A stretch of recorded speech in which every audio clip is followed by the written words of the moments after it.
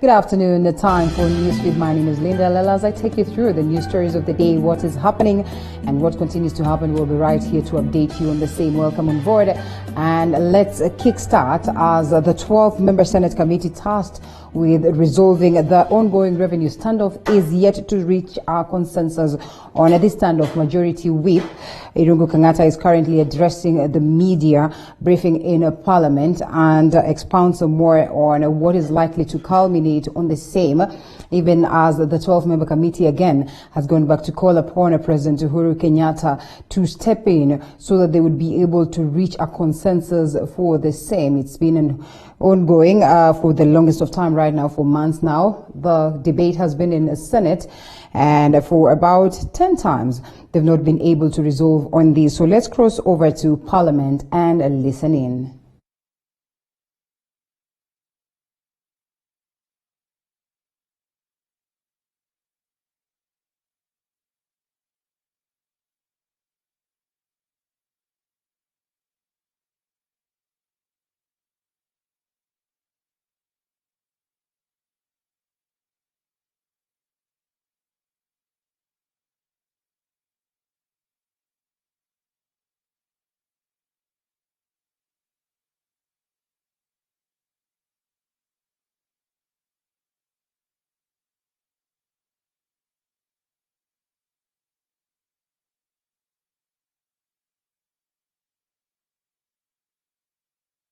Well, we apologize for that hitch. Once we get a hold of the same, we'll be here to give you the updates. Now, 21 COVID-19 equipment packages donated by Jack Ma in March this year went missing.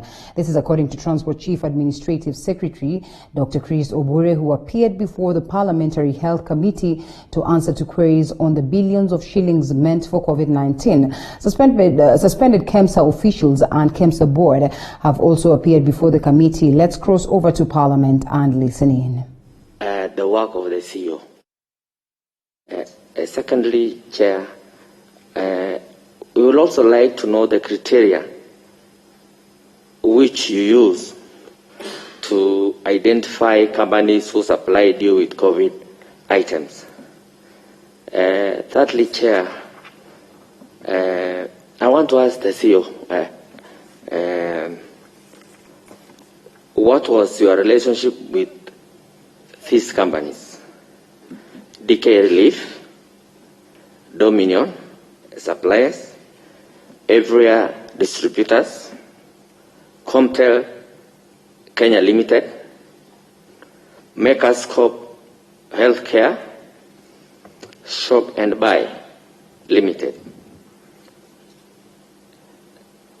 Again, Chair, I would like to know from the CEO, why were there favoritism in terms of payment? There are companies who were paid immediately as they supplied goods, and there are those who they have not even been paid up to now. Another question, Chair, to the CEO and the Finance Director, KEMSA. How much money did you or have you received from Treasury directly, not from the Ministry of Health? Are there any monies you received directly from the Treasury? And then, Chair, there's this thing I don't understand from the procurement department, this thing of negotiation. Why on earth can someone supply goods and then later on, after they sit down, they negotiate for prices? Isn't that corruption of the highest order? I think I raised my case there, Chair. Oh, last one, Chair, sorry. What was the role of KEMSA in Jack Ma donation distribution?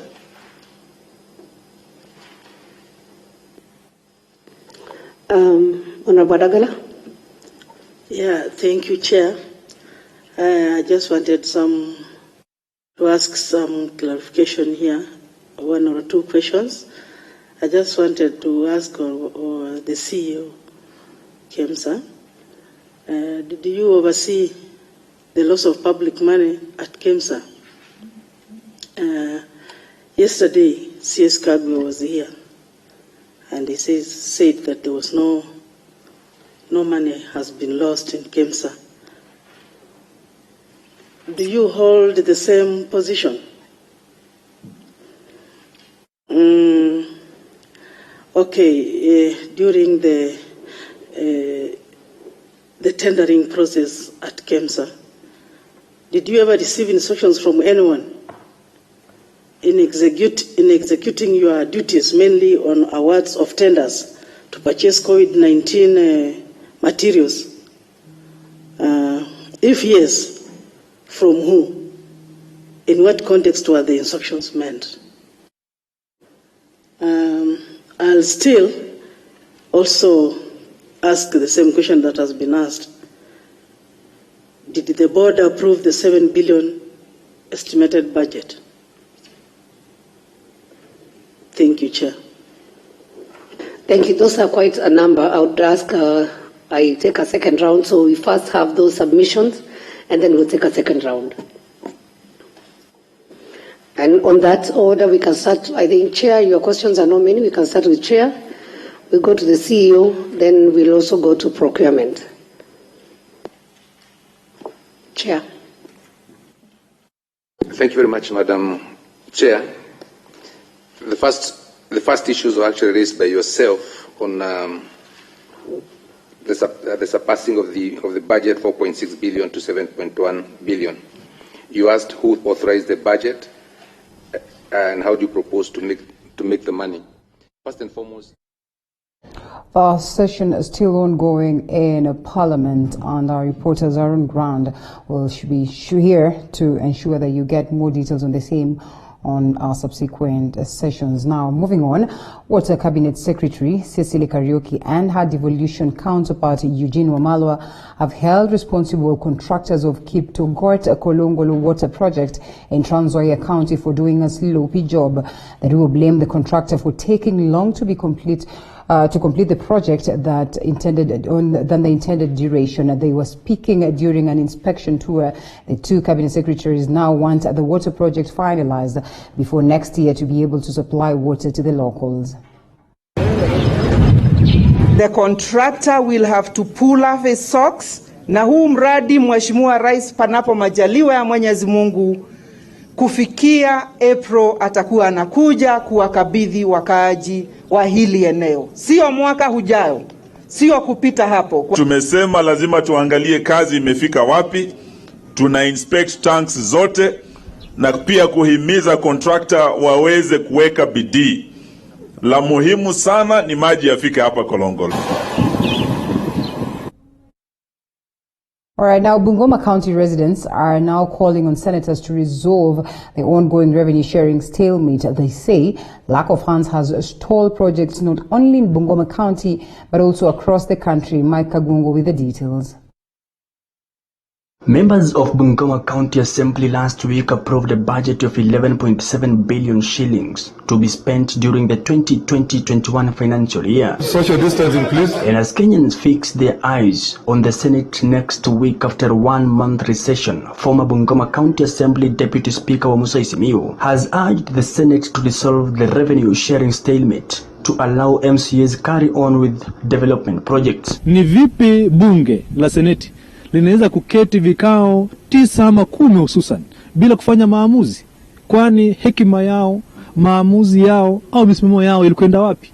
Leo hii nataka kuuliza maseneta wa Kenya hii, akiwemo seneta wangu Moses Masika Wetangula, kwamba toa msimamo, toa maamuzi, watu wa Kenya wapate haki yao. Majority of senators from densely populated counties seem to support a one-man, one-shilling formula as proposed by the budget committee. Sisi ushuru ya miwa tunapeana kwa serikali ya Kenya pesa mingi kuliko ile TESAT yenye hakuna chochote na hakuna ushuru inatoka hapo. Wacha pesa ifuate watu, na mimi ninataka kuambia seneta wetu wa Bungoma Moses Masika Wetangula aongoze kuhakikisha kwamba pesa inakuja kwa watu. Sasa tukisema kwamba twende na ile formula ya one man one vote, itakuta kwamba penye rasilimali zilifika mwanzo, hapo ndipo penye tena rasilimali zitazidi kuwekezwa mahali pale. Kula ambako kulikuwa kumeachiliwa kutabaki kwa vyenye kulikuwa kumebaki namna ile. Sasa mimi naona hivi kwamba Hii formula ya one man, one vote, one shilling ni nzuri, lakini bado Kenya haijafikia mahali pale. The other formula echoes the one proposed by Meru Senator Mithika Linturi, under which 270 billion of the 316.5 billion will be shared equally, and the remaining 46.5 billion shared based on the parameters such as land mass, population and health. So tunahitaji hizo fedha zikuje nyingi ili ya kwamba pale hospitali ijengwe, ipanuliwe kama hospitali ya mama kujifungua. Omusai, who also doubles up as for Kenya Vice Chairman in Bungoma County, maintains that should senators go by a formula based on the parameters such as landmass, they will have betrayed the electorate. Kusimama kidete na kupigania idadi na wingi wa watu wenu. Bila kufanya hivyo, mtakuwa mmesaliti watu wenu, mmesaliti kaunta ambazo mnawakilisha kwenye Senate, na tunasema kwamba tunawaangalia. Hatuwezi endelea kusema sasa wale watu sababu wako na shamba kubwa ati pia wapate pesa ambaye ni mingi kama Bungoma. Kama muna watu, nyinyi pambane na hali yenu. Lakini sisi wengine ambao Mungu alitusaidia na akatupatia nguvu ya kuzaa watoto wengi, ya kujaribu hivi kidogo na unapata mtoto, waje tupate pesa. Reporting for TV 47 from Bungoma County, I'm Mike Kagwango.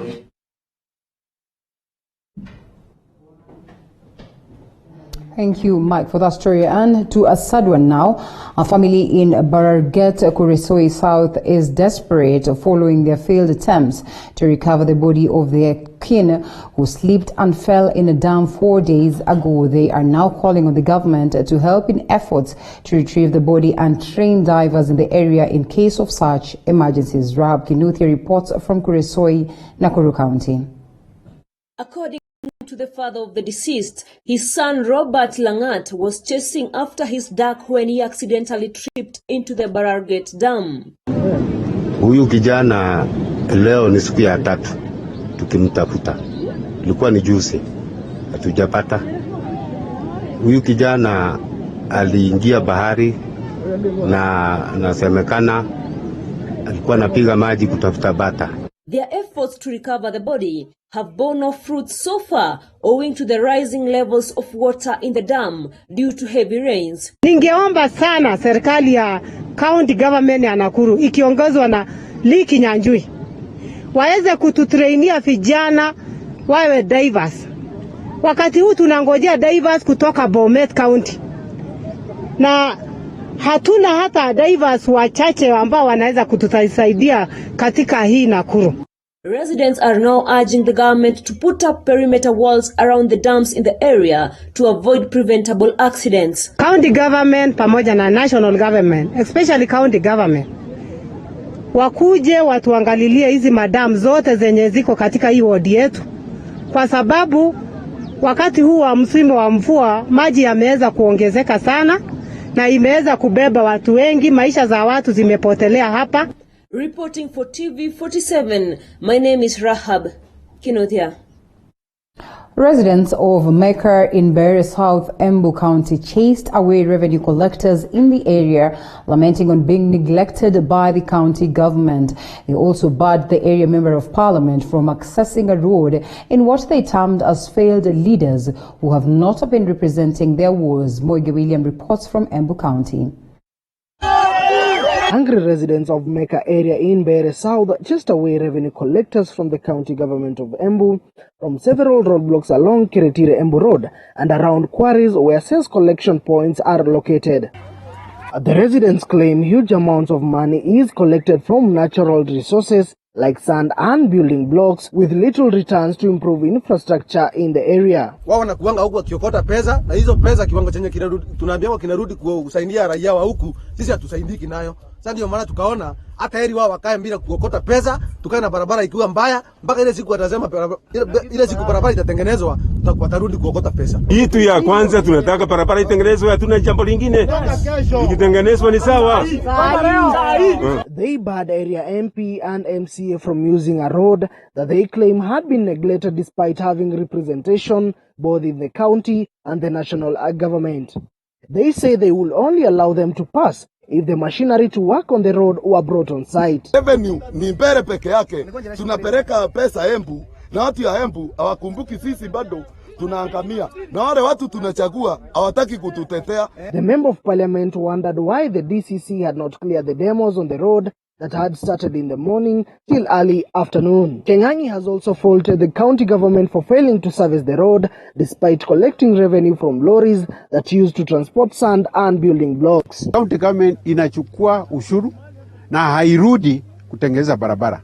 Mimi nakubaliana na wao. Haitachukua muda kama county government iko responsive, inaweza kuitengeneza kesho ama kesho kutwa. Waje watengeneze na waongee na wananchi. Mwege William for TV47 Mbeere South, Embu County. At least 32 counties have attained the 300-bed capacity as ordered by President Uhuru Kenyatta. Council of Governors Chairperson Wycliffe Oparanya says the 569 patients have been released from home-based care system in the counties. Mwangi Maina with the details. In a statement released to newsrooms this morning, COG Chair Wycliffe Oparanya says 32 out of 47 counties have attained the prescribed 300-bed capacity in isolation facilities. 15 counties are yet to meet this threshold. 46 counties have active quarantine facilities where 1,110 patients are confined, whereas 1,741 patients have so far been released in the last 1 week. 25,023 tests have so far been carried out, where 167 healthcare workers tested positive. Cumulatively, 101,377 healthcare workers have been trained and sensitized in 47 counties, and 76,193 community health volunteers have been trained and sensitized in the management of COVID-19. 312 patients are being taken care of under the home-based care, with 569 patients having fully recovered. The Council of Governors has registered challenges in running of the county governments in payment of staff salaries due to the third-generation formula impasse. They have also accused the Matatu sector of being the weak link in the fight against COVID-19. Mwangi Maina, TV47, Nairobi.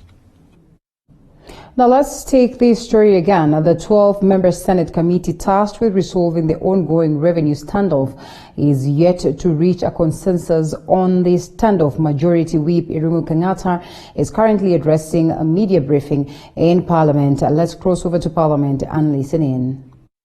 The counties is related to what is happening before the Senate. The truth is, it is not. And I refer you to this circular, this letter from the National Treasury, the one dated 17th of August 2020, addressed to the Clerk of the Senate, in particular paragraph B, on the issue concerning county governments. Disbursement to the county governments for financial year 2020-2021, while awaiting approval of the county allocation of Revenue Bill 2020. And it's clear that according to this letter, Treasury has sufficient legal authority to disburse the money, notwithstanding CARA has not passed. I also refer you also to a meeting that was held in Treasury discussing this issue, and the same position was found that that indeed Treasury has sufficient legal authority to disburse 50% of the equitable share, notwithstanding the fact that we have not passed CARA. Reference was made to the Supreme Court finding. There was an advisory by the Supreme Court that the law does not conceptualize a vacuum, and therefore ideally money should be released to the counties, at least 50%, pending any other statements being handled either by the National Assembly or by the Senate. I also want to bring your attention to this law.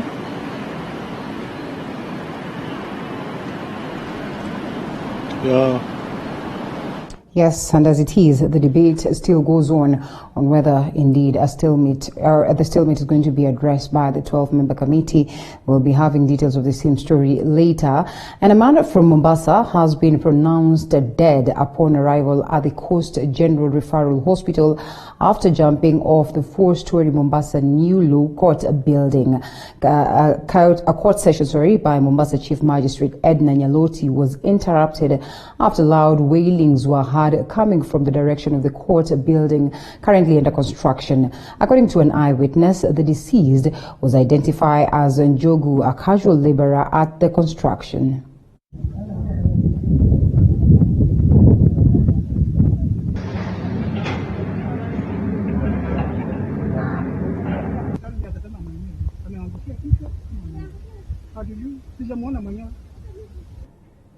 Back to Nairobi, and residents of Kahawa Wendani in Kiambu County have a reason to smile after the construction of a 12-kilometer sewer line began in the area.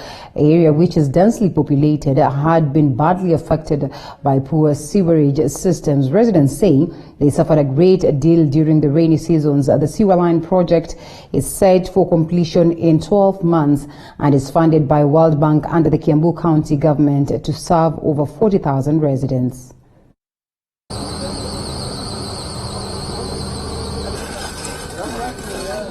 Mtaro iko imepita hapa ya sewage imekuwa na shida mingi sana kwetu. Hiyo maji wakati mvua inanyesha, hiyo maji inaruka inakuja kwa maproti zetu, inaingia kwa manyumba, kuna watoto, ni usiku, vitu zinajaa maji, unapata hata watu wamefuga mpaka makuku zinabebwa na maji. So hii sewage tuko na shida nyingi sana nayo. Kuna mengi tunayapitia cause hii sewage sana mvua ikinyesha tunapata shida nyingi sana. Unapata sasa hiyo sewage ikipita kutoka huko barabara inaruka inakuja hii side. Alafu inapita tu hapa sasa hapa kote hivi kunajaa maji. The sewerage system, it is funded to a tune of 120 million, covering a distance of almost 12 kilometers, where we are going to serve about 40 to 50,000 homesteads. Well, my camera person comes from Kahawa, and Daniel, you should have seen how excited he was listening to this story. But all the same, yes, Kahawa in Kiambu and not Nairobi. Now, moving on, county governments in the North Rift region are in support of the new proposed zoning bill in the National Assembly that will help promote crop production and profitability. Trans Nzoia County Agriculture Executive Mary Nzomo says that the bill, if enacted, will give Agriculture Cabinet Secretary and County Agriculture Executives powers to introduce zoning practices in areas they feel necessary.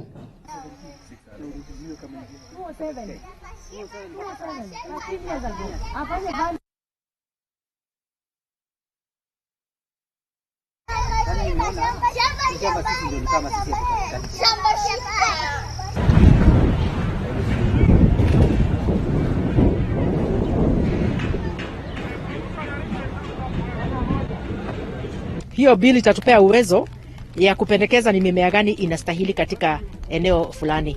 Kumaanisha kwamba kama ni mmea ambayo the environment does not allow maximum productivity and profitability, nitakuwa na huyo uwezo wa kukataza mimea aina hiyo kuzalishwa.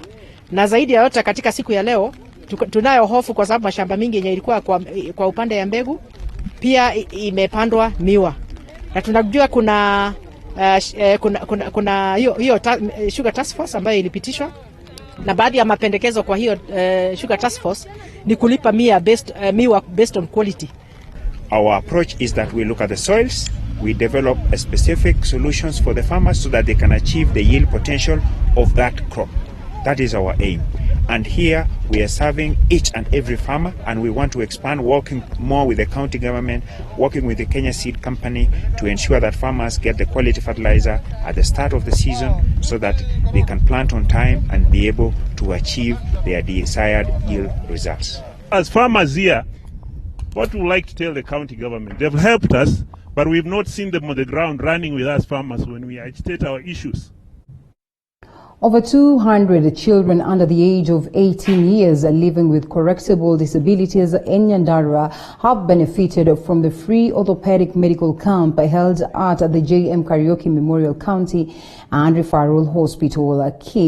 Speaking when she graced the occasion, Nyandarua First Lady Ambassador Anne Kimemia underscored the need to demystify diseases facing vulnerable segments of Nyandarua's population. Serikali yetu hapa chini ya uongozi wake Governor Francis Kimemia, tunapoadhimisha siku ya matibabu ambayo hayana malipo, tukiangalia watoto ambao wana ulemavu wa mifupa. Huo ulemavu hutokana na mtoto anapozaliwa na mifupa ambayo haina nguvu, na tunafurahi kwamba leo tuna AIC Cure Hospital International ambao wamekuwa wakihudumia watu kwa bila malipo ili kutibu hiyo itilafu ambayo hutokana na shida ya mifupa. Kwa hivyo leo mimi nimekuja kuanzisha huu mpango, na tumeomba na tunataka kuendelea kuomba AIC Cure wawe wanakuja hapa hata kama ni baada ya miezi 3, na ninajua watatuangalia kwa jicho la huruma na waone watoto ambao wako na hii shida, na wakiendelea kukuja hii shida itaangamizwa katika kaunti yetu. I have come here to see children that have physical disabilities, and we are very happy with my team to be able to. And to sports, Manchester United